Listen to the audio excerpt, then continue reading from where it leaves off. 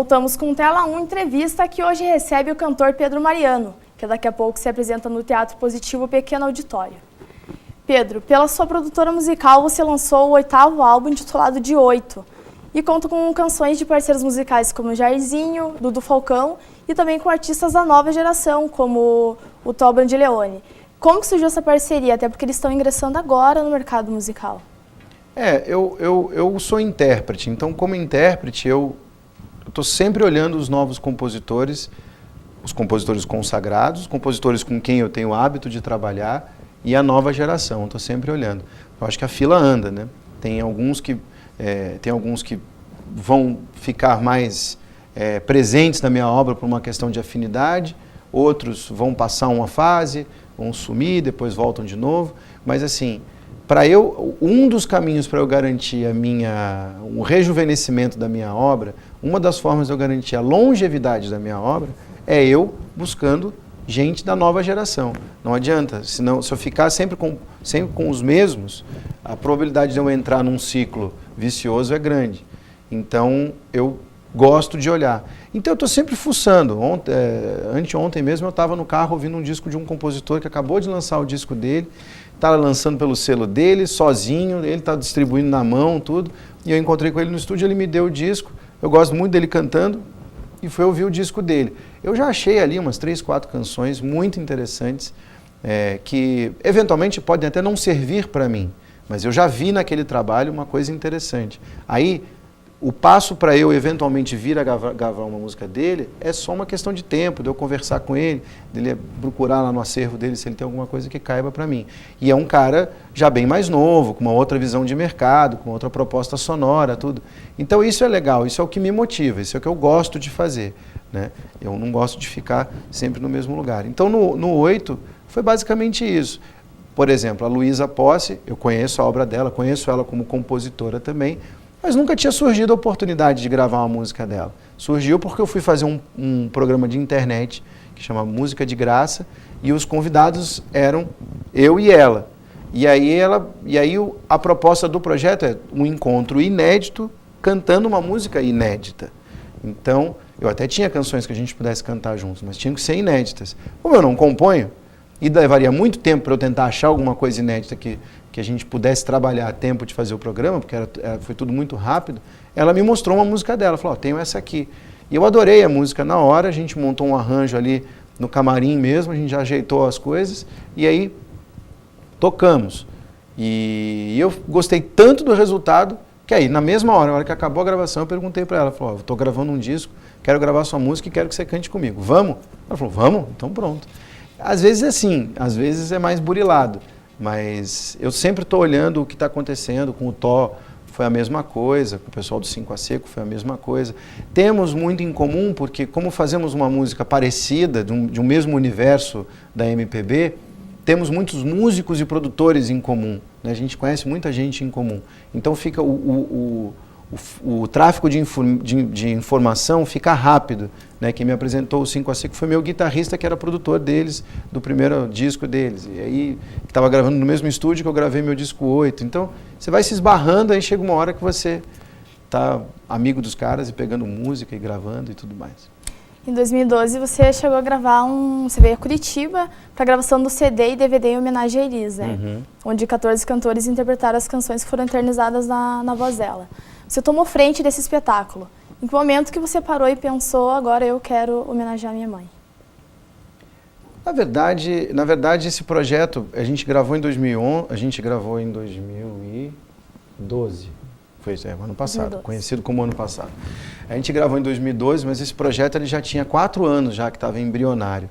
Ele não era um projeto para homenagear por conta de alguma data comemorativa. Ele era um projeto que surgiu na minha mesa, me chamaram para trabalhar nesse projeto, não tinha sido uma ideia minha, e eu aceitei porque, curiosamente, eu também tinha tido uma ideia muito parecida, também, de cantores cantando Elis Regina. E aí a gente botou as duas ideias, uma de frente para a outra, começamos a costurar o que poderia ser o projeto e tudo mais, e aí eles me convidaram para dirigir o projeto todo, e aí eu abracei a causa, tudo, E, na verdade, num primeiro momento, eu nem queria participar como cantor, uma vez que eu já estivesse produzindo, para mim já estava legal, já estaria prestando a minha homenagem, mas aí, tanto o patrocinador quanto os donos, os idealizadores do projeto fizeram questão que eu participasse, e eu acabei participando. E foi uma das experiências mais intensas, mais malucas e mais sensacionais que eu já tive, por poder trabalhar com artistas de universos tão distintos, né? A gente não trabalhou só com MPB, a gente trabalhou com tudo. Tinha desde o pop rock até o pagode. Então a gente mexeu com todo mundo, foi muito legal isso. E o mais legal de tudo isso é ver o legado dela, a força dela e o tamanho do legado que influenciou todos esses segmentos, né? O que para mim, além de ser motivo de orgulho, sintetiza o que é ser um artista popular. Um artista popular é aquele que fala com todos, não com um segmento popular da população. O artista popular é aquele que é popular, ele fala com todo mundo. Então ela era isso, ela tinha essa força, e a cada artista que eu ia conversando, o cara tinha alguma história para contar dela, ou alguma influência, alguma curiosidade e tudo mais. Tudo isso está no DVD, eles contam as suas experiências com ela e tudo mais. E foi muito louco, foi muito intenso, porque quando eu vi, foram 6 meses muito intensos, eu revivi muitas histórias, eu acabei, por conta do trabalho, eu tive que fazer um histórico dela, eu acabei ouvindo todos os discos dela, do primeiro até o último, coisa que eu nunca tinha feito até então. Eu ouvia esporadicamente, mas eu ouvi tudo. Teve uma semana que eu fui botando um por um, ouvi até o último disco, e eu falei, gente, isso aqui não tem que tomar cuidado com isso aqui é um acervo, isso aqui não é uma sequência de discos, não é uma discoteca, isso é um acervo, mas você pode contar a história do país com essa discoteca. Então, foi muito intenso e muito emocionante. E na questão da seleção das canções que seriam apresentadas no espetáculo, foi muito difícil? Foi complicado, não foi difícil, porque eu não queria sugerir músicas para os artistas. Acho que porque, como eu trabalhei muito em projeto que homenageia ou projetos especiais assim, sempre vem para você um envelope com o nome da música e um se vira embaixo. Ninguém pergunta se você gosta da música, se você quer cantar aquela música, ninguém fala nada. Você foi escalado para essa aí, e você vai e faz. E eu nunca gostei disso, eu sempre achei que você tinha alguma coisa a contribuir, né? Se o diretor do projeto parasse para ouvir o artista, ele contribuiria de alguma outra forma com uma coisa que fosse mais confortável para ele, ou que tivesse mais a ver com ele, enfim. Então eu parti dessa teoria e eu deixava os artistas escolherem o que eles queriam cantar. Eu tinha uma lista grande aqui na minha mão, e com o único intuito de evitar intersecções, evitar que artistas escolhessem a mesma música. Então, mas eles não sabiam o que eu estava escolhendo, eu ficava brincando. Quando eu sentia que um estava querendo escolher a mesma música que o outro já tinha escolhido, eu tentava fazer os dois me darem mais umas 2 opções, para aí depois que todos escolheram, que eu tinha uma lista do que foi escolhido por eles para cantar, aí eu entrei para organizar. E aí negociei um a um, dizendo, no caso, se o cara escolheu 3 músicas que eram absolutamente distintas uma das outras, que uma não tinha nada a ver com a outra, eu olhava para o repertório, o ritmo do show, tipo de arranjo que podia ser, e aí ou eu fechava uma e avisava, e aí se ele não gostasse a gente tentava compor, ou a gente, você escolheu essas 3 aqui, mas vamos tentar uma 4ª. Então, mas num primeiro momento eu queria que todos se sentissem donos daquilo, tanto quanto eu. E por curiosidade eu tive problema com uma música só, não tive problema com mais nenhuma música. Ninguém sabe qual é e ninguém sabe quem foi que escolheu a mesma. Mas assim, eu só tive problema com uma música, que foi uma das primeiras a serem escolhidas, que tipo, o primeiro artista, o segundo, o terceiro, todos escolheram a mesma música. E aí, só que eles me deram outras opções. E aí logo na segunda conversa, um já desistiu da outra e não sei o quê, e aí se arrumou sozinho. Eu não precisei ficar toreando ninguém, não. Então até isso é mágico, foi complicado, porque também conciliar 14 agendas, conciliar 14 artistas do lado do telefone quando você precisa falar com eles e tudo mais, isso é trabalhoso. Mas foi uma delícia, foi uma delícia. Eu encontro com eles até hoje, depois do projeto, a gente se encontra, dá risada, todos lembram do que aconteceu, todos lembram exatamente como foi o dia inteiro no teatro, e eles comentam muito que Cara, não parecia que a gente estava gravando um negócio, parecia uma festa, a gente entrava lá, se divertia com a plateia e ia embora. A gente não teve milhares de refações, ninguém precisou ficar refazendo música. Foi tudo, o show passou rápido, teve 1h15, acabou, a gente já estava com o material gravado. Então, foi uma delícia. Foi cansativo, tenso, intenso, mas foi uma delícia. E o objetivo de trazer cantores que tiveram a oportunidade de conviver com a sua mãe, de cantar junto com ela, como o Jair Oliveira, qual que era o teu objetivo? Olha, quando você fala do Calbi Peixoto, do Jair Rodrigues, do Emílio Santiago, né, que são grandes cantores, se não os maiores da nossa história, e que tiveram uma relação muito próxima com ela, que o Calbi, que foi o melhor amigo dela, o Jair, que foi um dos melhores amigos dela, e trabalharam anos juntos no Fino da Bossa e tudo mais, não tem como você não chamar eles. Aliás, é o contrário.